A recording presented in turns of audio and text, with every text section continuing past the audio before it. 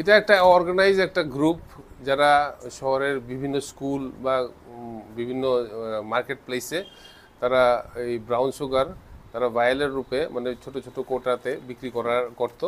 তাদেরকে আমরা একটা অপারেশন করে গতকালকে সন্ধ্যার থেকে আমাদের অপারেশনটা চালু হয়। আমরা এই তাদেরকে 8 জনকে গ্রেপ্তার করতে সক্ষম হই।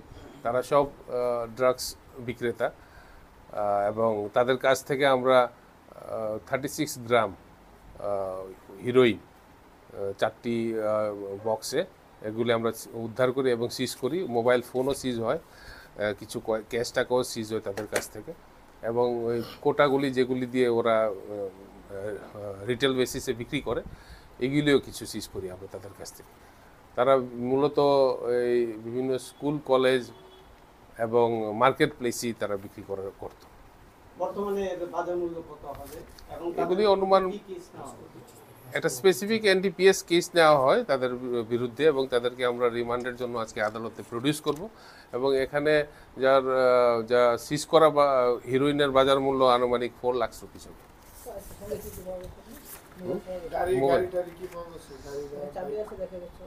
বাইক আছে, বাইক সিজ করা হয়েছে। তাদের নামগুলি হচ্ছে মানব সাহা, উসমান মিয়া, তারপরে আপনার সোহেল চৌধুরী, বাপি সাহা, সৌরভ ঘোষ, সঞ্জয় দেববর্মা এবং বিশাল দেব।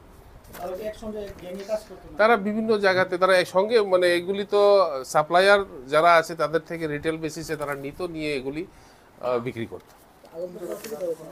বিভিন্ন জায়গার থেকে ধরা হয়েছে।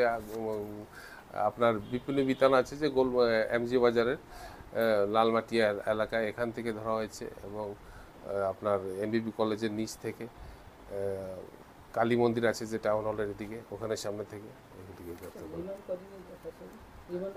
রিমান্ড চেয়েছি আমরা। 3 দিনের রিমান্ড চেয়েছি তাদেরকে। তাদের কাছ থেকে কি পাওয়া গেছে? মানে ব্রাউন সুগার, এই ব্রাউন সুগার, কোটা, মোবাইল, বাইক এগুলি সব পাওয়া গেছে। তারা কি সব পূর্ব থানার অন্তর্গত এলাকায় কি গ্রেফতার ছিল?